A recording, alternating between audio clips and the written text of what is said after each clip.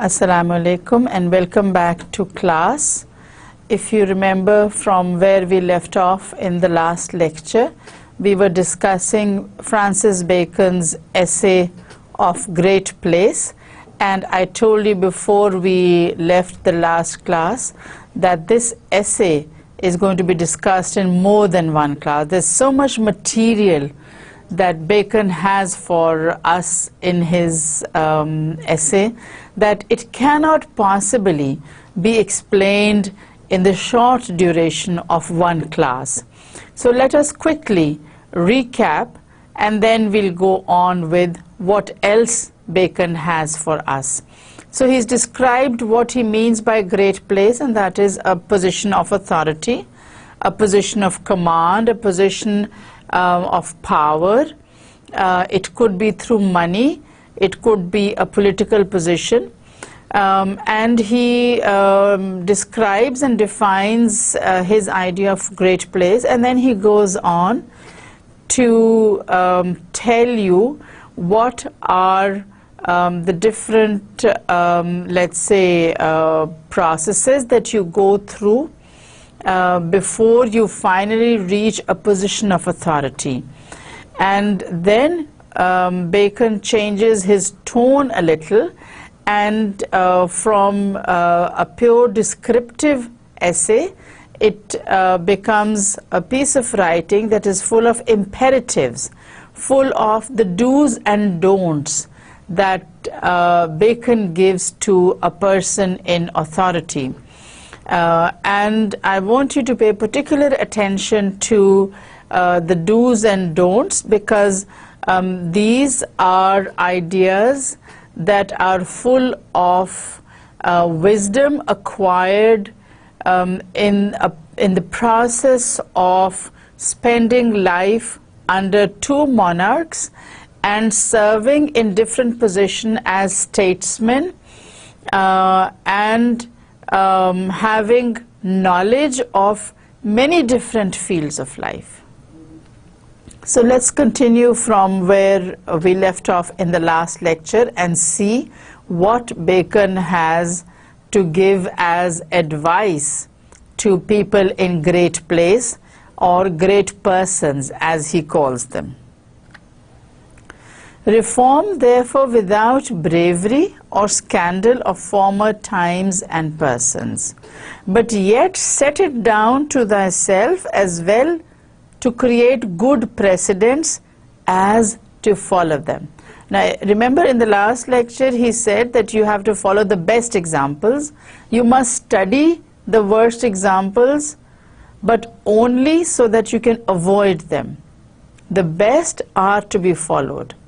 So now he comes to something different, and he says the best examples are not only to be followed, but they're also to be set.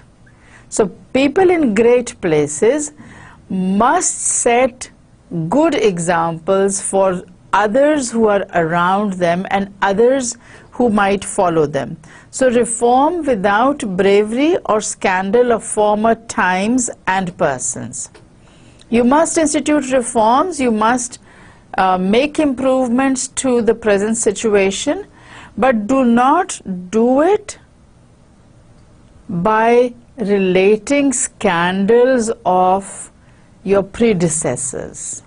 Human beings have a tendency to praise themselves at the expense of others by explaining how they are better than their predecessors or better than other people around them. But this is something that Bacon says is strictly not to be done. Good examples must be followed, and good examples must also be set, because these examples are going to serve as precedents for the coming generations. Okay? Reduce things to the first institution and observe wherein and how they have degenerated, but yet ask counsel of both times, of the ancient times, what is best, and of the latter, what is fittest. Now, another idea. You see, Bacon is full of ideas, and you need to remember that all these ideas are the fruit of years of knowledge, reading, experimentation, and experience. So they are not to be taken lightly. These are ideas that are the essence of a life that was very, very full. So they're not to be taken lightly, they're not to be ignored. Reduce things to the first institution and observe wherein and how they have degenerated. Yes, study the worst examples, study your past, study your history. Take a look at the worst examples and see what led to their defeat, what led to their degeneration. You need to follow the best examples, you need to set the best examples. You also need to study history to see how those who came before you failed in their attempt. It's very, very necessary. It's only when you realize and when you understand how and why your predecessors failed that you can make a success of your time. So ask counsel of both times, of the ancient times and of contemporary times. So read history and also observe what is happening around you. What is happening in other places? What are other people doing? Not just in the past, but also in contemporary times. So you need to be aware of everything that has happened and everything that is happening around you.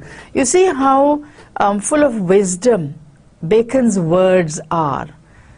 He does not say the past is over and done with. He doesn't say the past is what matters, the present does not. He says you must read what has happened in the past, you must study what happened in the past, bring the best to the present so that you can plan for the future. So Bacon's wisdom is not limited by time or space. It goes beyond time and it goes beyond space.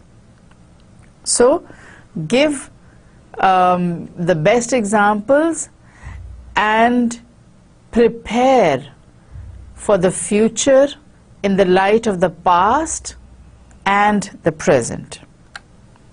Seek to make thy course regular, that men may know beforehand what they may expect. Bring regularity to your personality. Bring regularity to your temperament.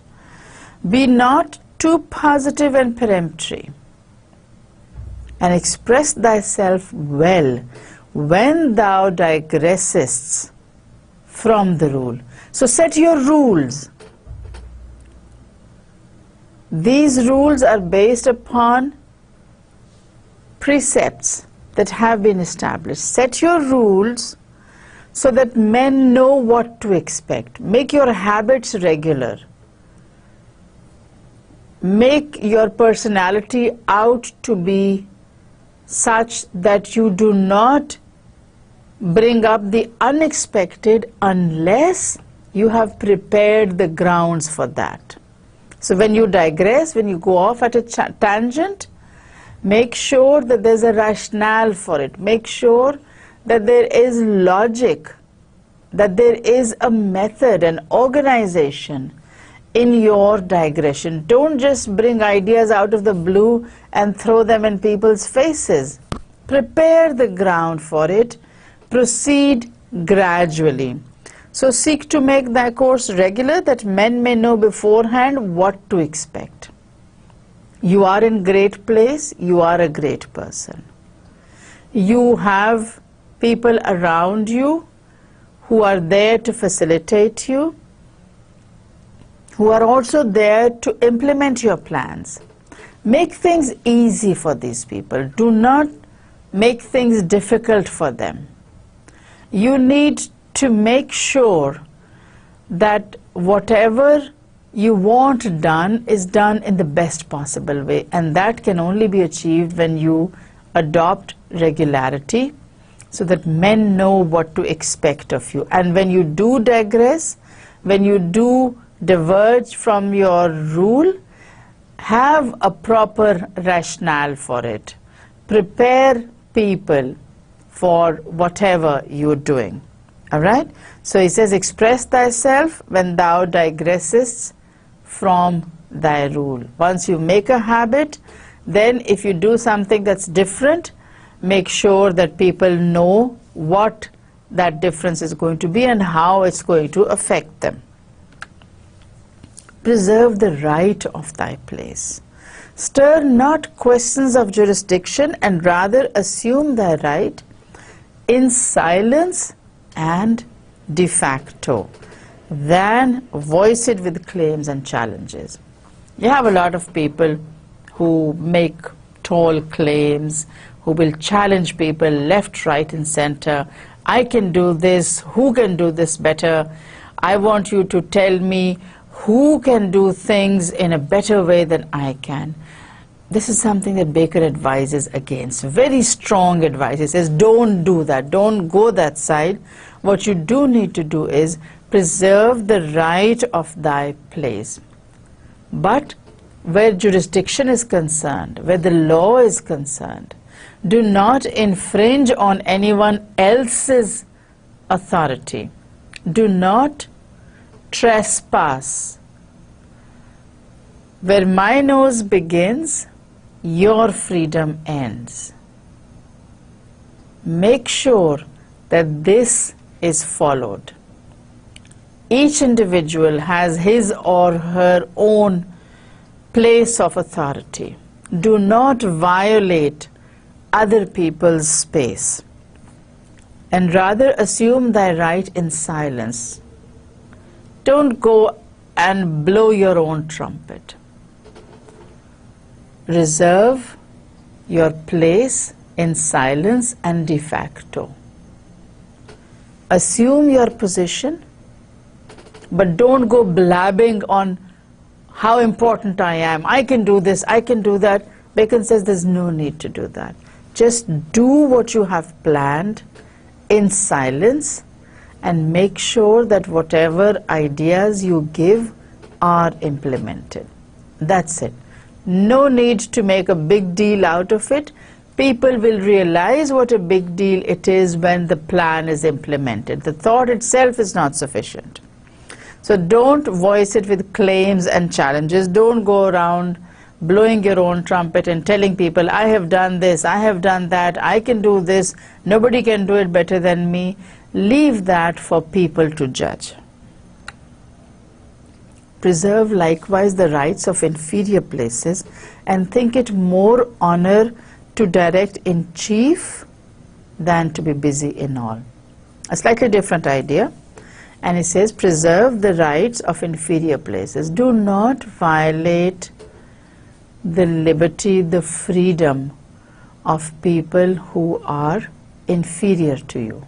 Don't think that people who are of a lower status are to be looked down upon.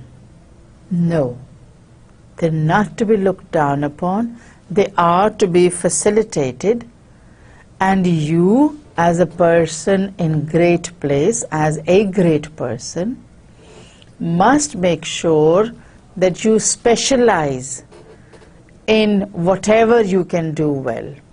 As he says, to direct in chief than to be busy in all. Don't be a jack of all trades. You end up by being a master of none. Specialize in one thing and make sure that you do it well. Make sure that you do it thoroughly to your satisfaction and for the benefit of all around you. Embrace and invite helps. Ask for opinion. Embrace opinions. Embrace diversity. Diversity is a very current term, but see how Bacon brings it in. So embrace and invite helps and advices touching the execution of thy place. If people say that a man in your position should do this, listen to them. They might be able to give you good ideas. So if people come and say that somebody of your importance, somebody of your caliber should do this, give these people a ready listening. Listen to them, pay heed to them, attend to them. And do not drive away such as bring the information as meddlers, but accept of them in good part. For people in important positions, it's very usual to have other people who do not occupy such an important position to frequently bring information about what is happening, what is required of them, what the public expects of them. People who come with such information or ideas or thoughts are sometimes considered meddlers by people in authority. So if I'm a person in authority, I'll say, I don't want to know what else is being done. I don't want anyone to tell me how to teach this subject. This is not a good practice. Bacon says, whoever is in authority must listen to those who bring information, who bring ideas. Attend to these people. So benefit from them.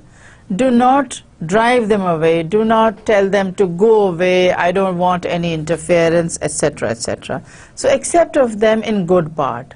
Accept their ideas, their thoughts with good grace. Don't turn them away. Don't offend them. And then he says a very, very important thing. The vices of authority are chiefly 4. So he's going away from that 3 thing that I told you about in the last lecture. This time he comes up with 4 vices, and he says there are the vices of authority are 4: delays, corruption, roughness, and facility. And you'll find out in a minute how he describes these 4 and how he wants you to circumvent these 4 vices. So let's take delays first. Give easy access. Do not stop people from approaching you. Keep times appointed. When you give somebody an appointment, stick to that appointment. That slot is reserved for one individual, and that individual must have that time, must have total attention. Do not make appointments and then break them. That's a bad habit. And you can avoid delays if you keep things regular, if you do not diverge too much.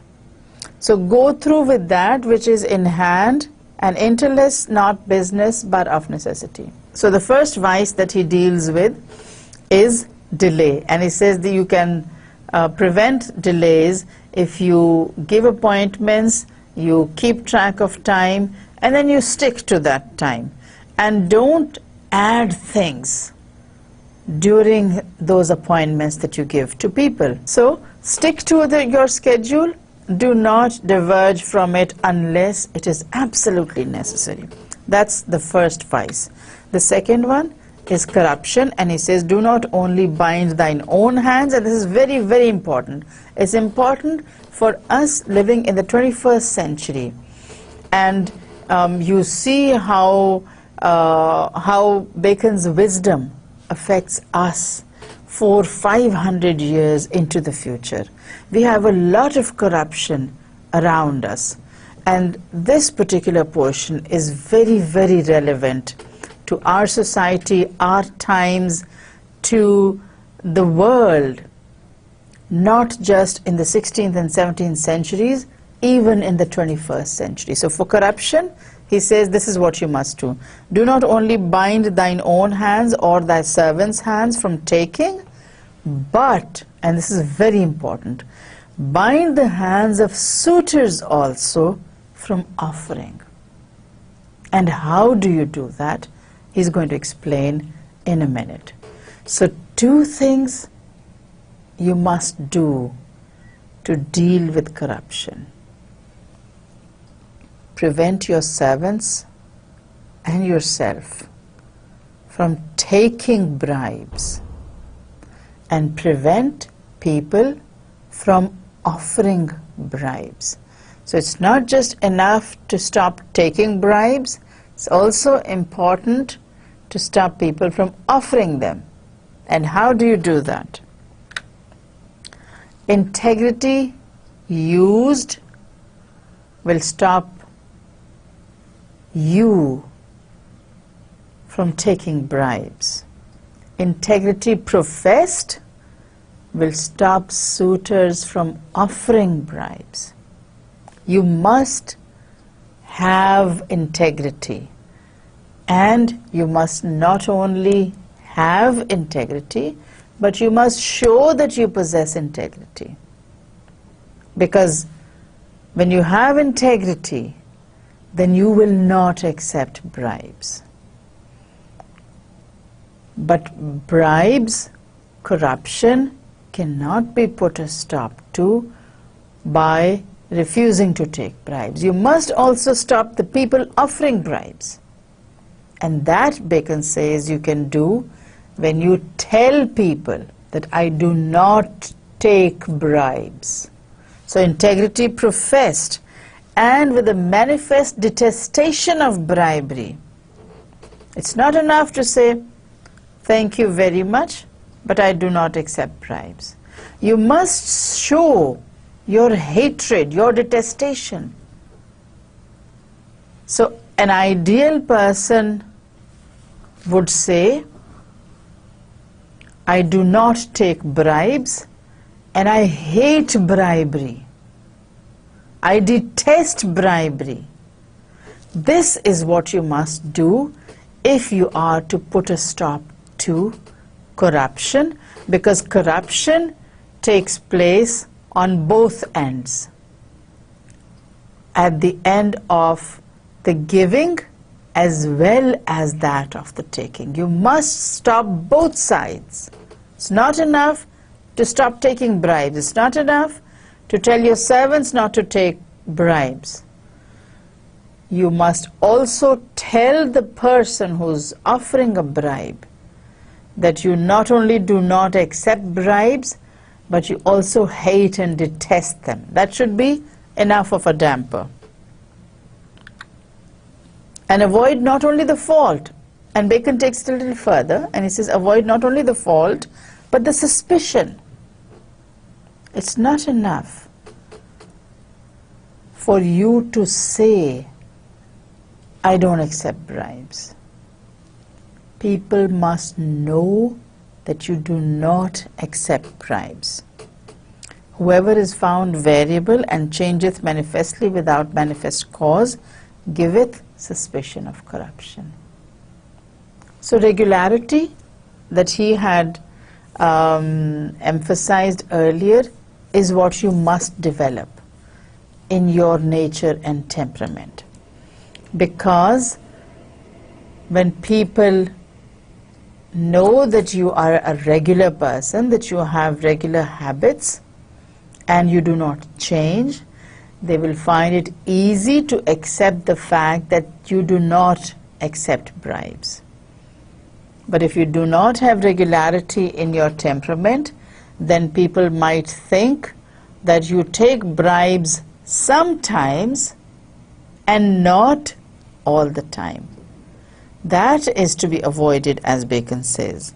because that gives the impression of corruption. If you take bribes once and you don't take it the other 10 times, or if you accept it from one individual and don't accept it from another individual, you will get the label of corruption. You will get it.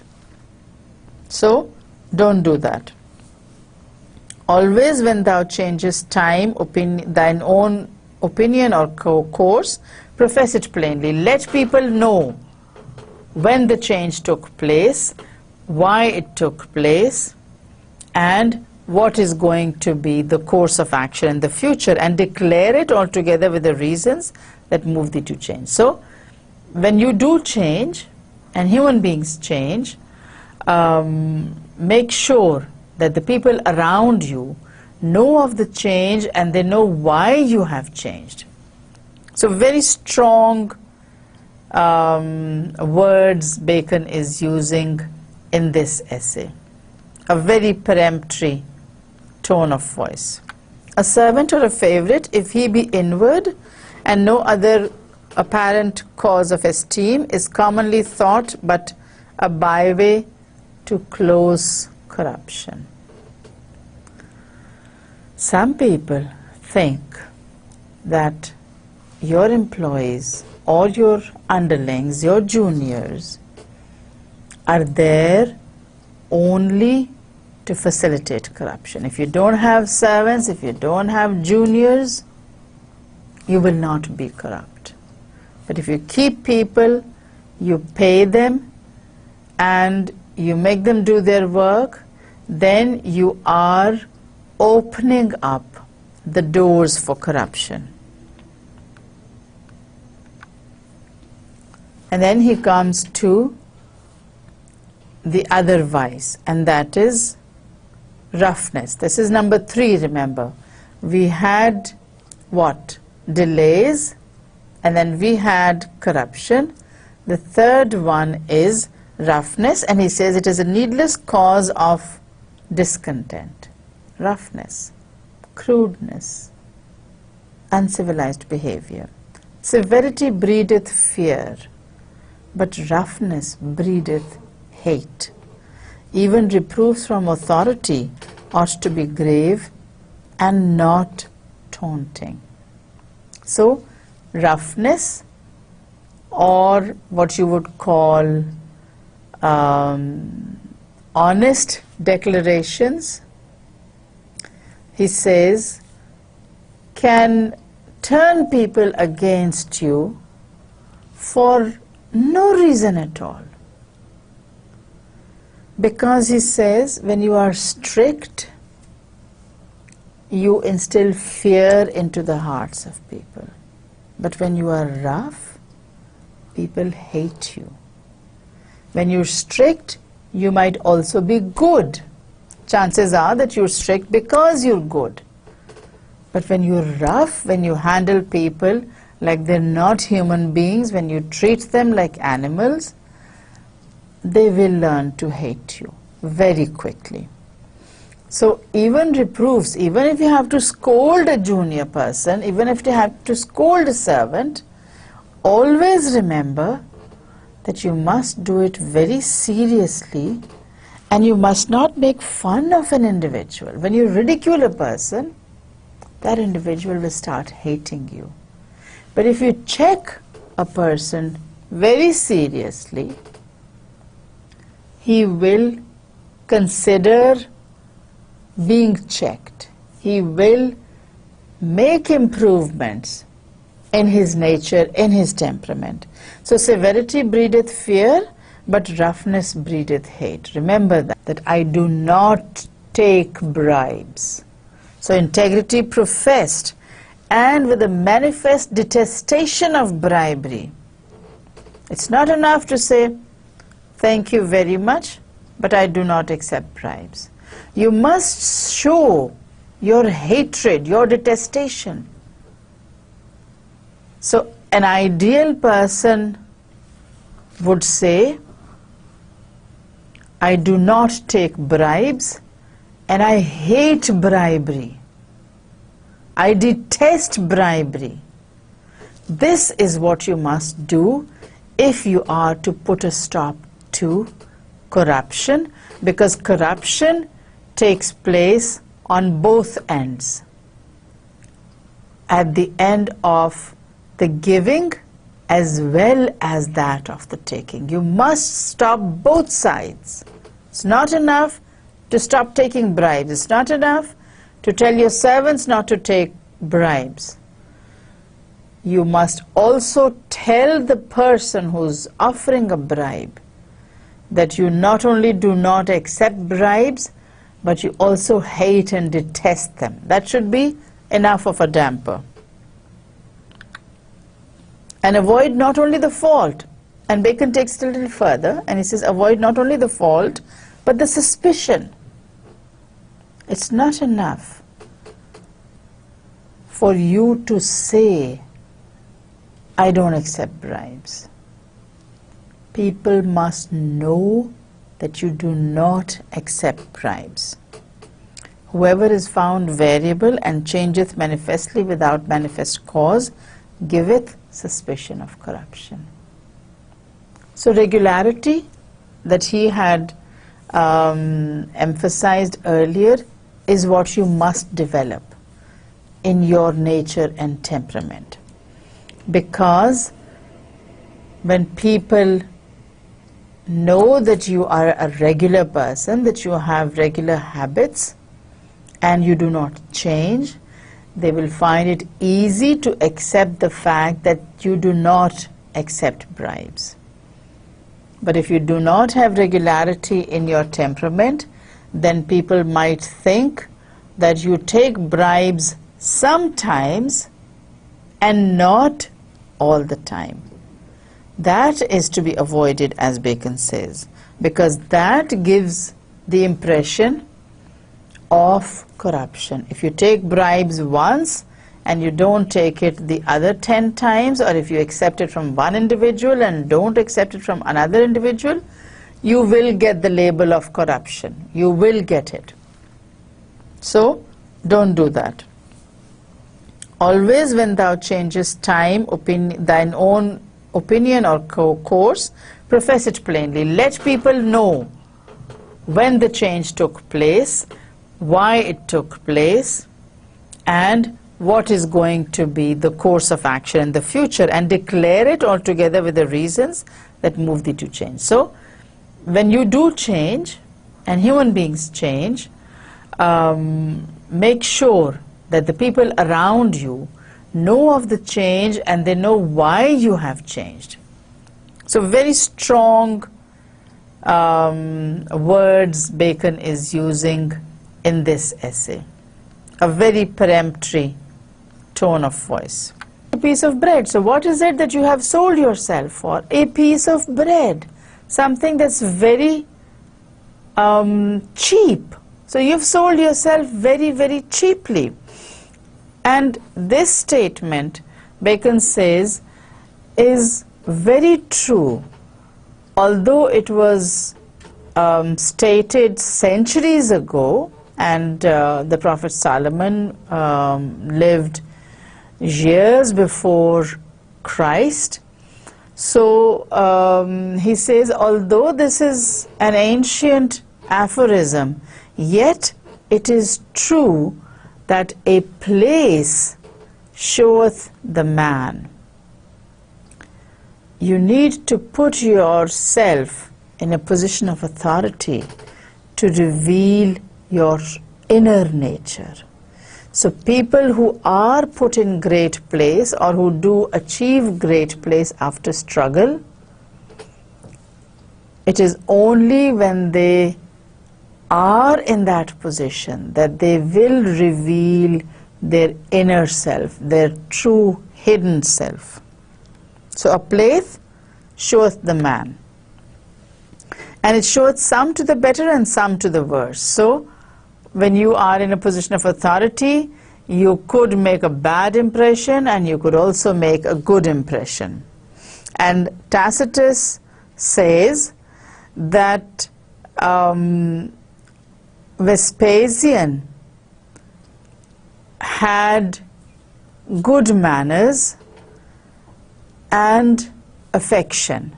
Again, Bacon brings in a lot of Latin, and he's talking about Tacitus, whom, if you remember, we discussed a while back, who was Roman historian and a statesman and a writer.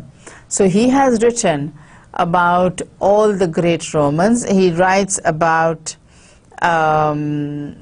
Vespasian, who was the Roman emperor, and he writes in a very positive vein about the emperor Vespasian.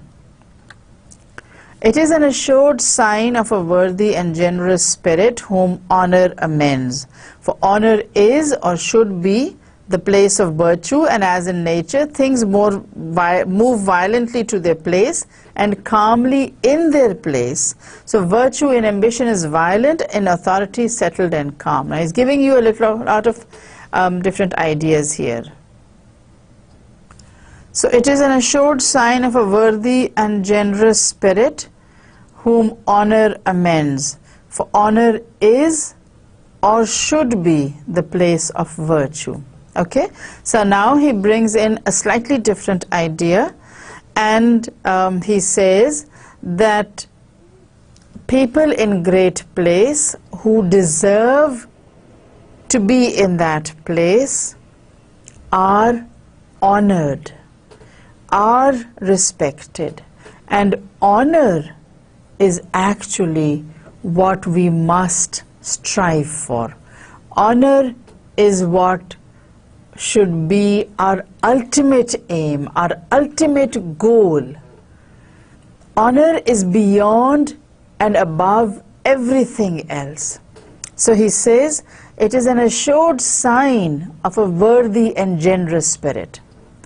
And in other words, what he's trying to say is that men in great places must be worthy and have generous spirits.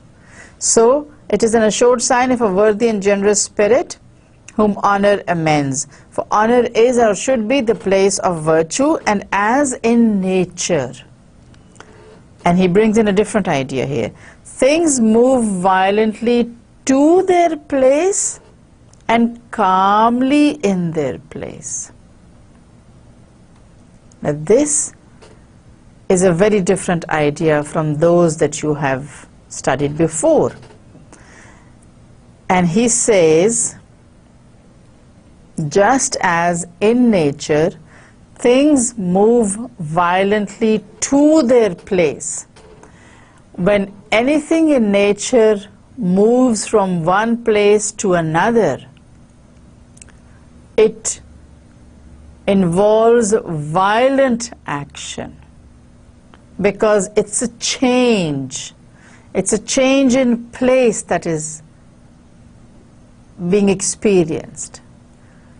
But once they are in their place, they move silently and calmly. A rotation is something that happens silently because an object is moving in its place. Revolution involves violent action because something is moving around something else. So if you take the example of, let's say, our solar system, you know that the Earth revolves around what? The sun. The Earth revolves around the sun, but the Earth also rotates on its own axis. So this revolution is violent action. He's talking about nature, mind you. So the revolution around the sun is violent action, but there's also a very calm action, a very silent action, and that is the rotation on its axis. It happens very softly. We don't even perceive this rotation. Now that was the world of nature. How does he bring it to the world of man? Virtue in ambition is violent, in authority settled and calm. So he's differentiating between ambition and authority. While you are struggling, you are working uphill. You're working against odds. You have people who try to prevent you from rising. So, virtue and ambition is violent, in authority, settled and calm, almost like the rotation of the earth on its axis. So that climb, that show of ambition, is where you have violent action, because you're working against forces. You're driving against the direction of the wind. You are working against obstructions placed by your colleagues, your friends, your family. So ambition is violent. Once you reach authority, then you are settled and calm. There's virtue in the rise. There's also virtue in place, as Bacon calls it. And place for Bacon is synonymous with power, position, money, fame, fortune, everything combined. So he says, virtue in ambition is violent, in authority, settled and calm. All rising to a great place is by a winding stair. It's not a straight staircase. It's a winding stair. It's not an elevator that shoots you to the 200th floor in 5 seconds. So, all rising to great places by a winding stair. It's slow and steady, and you're working against the odds all the time. And if there be factions, it is good to side a man's self whilst he is in the rising, and to balance himself when he is placed. Beautiful ideas Bacon brings in. So he says, if there are factions, if there are parties, then a man should take his own side, should be in his own party, so that he can have confidence and he can rise. Remember, all rising is a winding stair. It's a slow process. It's not like a rocket taking off. Okay? So, when he is placed, he must use balance. He has to have a lot of confidence, a lot of ambition when he starts to rise. But once he is in place, he must be settled and calm. He must be, as Bacon says, balanced. Balance is what gives you calmness. It gives you the impression of being settled. So that is necessary. Use the memory of thy predecessor. Use the memory of thy predecessor fairly and tenderly. For if thou dost not, it is a debt will sure be paid when thou art gone. We need to look behind us. We need to look at people who predeceased us, who were here before us. And it's a beautiful idea that Bacon presents here when he says that you must use the memory of your predecessors. Because if you do not, when you're gone, those who follow you, those who succeed you, will look at what you did, will look at what you accomplished or did not accomplish, and they will learn from that experience. So you must also look at those who have gone before you, those who have predeceased you, those who were in this position before you. And once you have gone over what they did, gone over their lives and their works, you must do it fairly and tenderly. There must be no bias against those people. Power, fame, fortune, money, authority, they're fickle. They are with you one day, with somebody else another day. So if someone is no more in that position of importance, study his ways. Look at what he did right and look at what he did wrong. So study the ways of your predecessor fairly and tenderly. Be just. Do not be unfair. Don't be biased. Don't say, oh, he did nothing, I'm doing everything. Fairly and tenderly. For if you do not, those who follow you will definitely look into your work, your life, and give their judgment on not only your successes, but most definitely your failures. So it's very important to read history, to benefit from history, because you need to avoid traps. And you can only do that when you read history, when you look at what your predecessors did. But you must look at it fairly and tenderly. If thou have colleagues, respect them, and rather call them when they look not for it, than exclude them when they have reason to look to be called. So if you have colleagues, if you have people who are around you, respect them.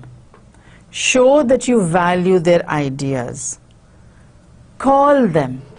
Consult them. Get their opinions. Find out what they think. Show them respect. Give them respect that is due to their status and their position. And don't try to exclude them. Don't try to say, I'm in power now, I don't need the advice of anyone else.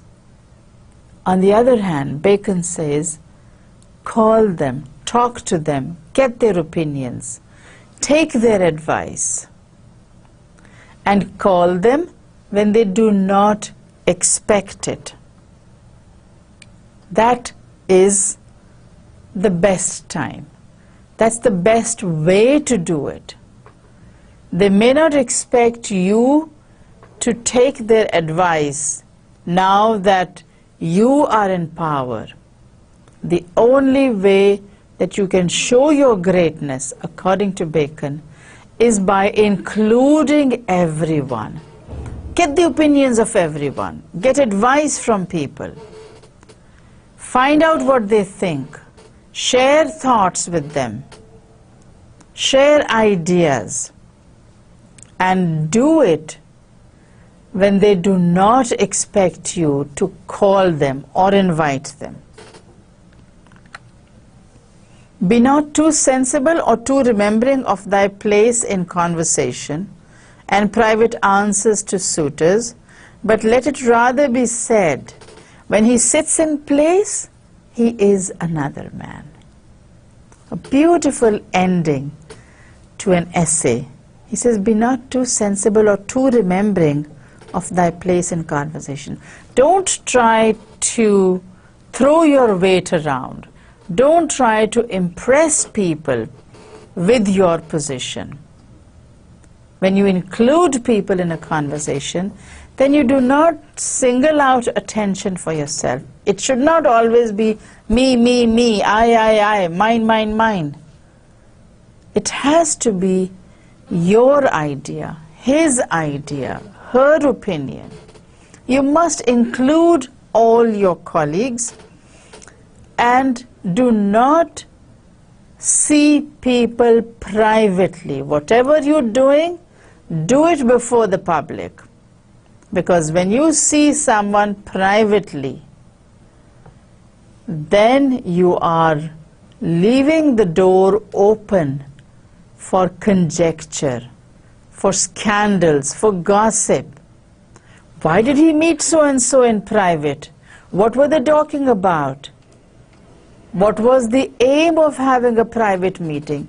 Have it in the open. That is what Bacon says. Let it rather be said, when he sits in place, he is another man.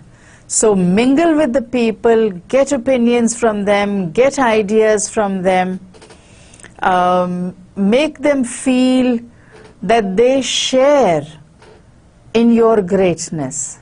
Do not exclude them. Don't think that their ideas are not worth listening to. When you are with people, make them feel comfortable. Make them feel welcome. Give them the impression that you value their ideas, that you value their opinions, their judgment when you are in the public. People will say, when he is in place, he is another man. When he is in public, he becomes one of the public. He shares ideas, he shares opinions, he shares thoughts. But when he is in his office, he is a different person. He is an altogether different individual, because then he is in his professional position. But when he is with the public, then he will mingle. Then he will question what the requirements of his colleagues are. Then he will try to find out what is bothering people, what causes trouble, what ails people. This is what you need to find out. This is what you need to work towards. And once you have all these ideas and opinions and thoughts and impressions, then when you are in your office, when you are in your position of authority, make a difference to society, make a difference to your community by implementing ideas based on advice and opinion sharing from your colleagues and the general public. So when you are in place, show that you have listened to the opinions of the public and you aim to implement them. All right? That's the essay until this point. Let's quickly go back over the ideas that Bacon has given in this part of the essay. When we started off, I told you that Bacon starts off with describing and defining what great place means and how a great place is to be achieved. And then in this section of the essay, his tone changes, he becomes peremptory, and he starts giving instructions on how people in great place should behave, how they should conduct themselves, whether they should ask for other people's opinions or not. All these things he is telling you to do or not to do. He's giving you directions. These are instructions that are coming from Bacon. Most of the essays that we've studied this far have been either argumentative essays or expository essays. This essay starts off by being an expository essay in the sense that Bacon describes the whole situation as it is on ground, and then he takes off on a tangent and he gives instructions. You could almost say that he is moralizing. But you need to remember that whatever Bacon says is based on years and years of experience, of knowledge, of reading, of experimentation. And his experience was not just as a writer. He was a scientist, he was a jurist, he was a courtier. So whatever he's telling you is the essence of years of experience combined with knowledge gained through intensive and extensive study. It has been gained through experimentation. You know that Bacon is one of those very few people in history who were a victim of their own scientific experiments. It's when he was trying to experiment on freezing that he caught a cold which turned to pneumonia and ultimate death. So he's one of those very few people in the Renaissance age who were not only writers and philosophers and jurists, but they were also scientists in the sense that they were conducting experiments. They were exploring what is happening in the world, how is it happening in this particular way, why not in a different way. All these questions people like Bacon were asking. So Bacon is one of the very few writers or philosophers who were also scientists. So all that he is telling us, all that he is instructing us in this essay is based upon his experience combined with his knowledge of different fields of life and the scientific angle that he adopts to the inquiry of any one subject. So whatever he is giving us is the essence of his knowledge and experience. And he winds up the essay by saying, do not remember the faults of others. Do not go around throwing your weight. Don't remind people again and again what a great person you are. Leave that for posterity to describe and discuss. You must make people feel welcome. You must take the advice and opinions and ideas of those who are around you, those who are in a junior position, and the general public. Do not behave like a ruler or like a great person when you are in public. Leave that greatness, that statesman-like position for when you are in office. It's only when you are in your professional capacity that you should exert influence. When you are in the public, do not try to exert your influence. Do not try to make the people realize what a great person you are. They will realize that anyway when you are in your official capacity and when you implement all the ideas, the thoughts, the plans that you have gathered from your colleagues and the general public. So when you are in place, when you are in your office, in your professional capacity, that is the time when you exert your influence. That is the time when you exert your office. And that is the time when people should realize when he sits in place, he is another man. Leave this for posterity to describe. Do not make claims about your own performance or your personality.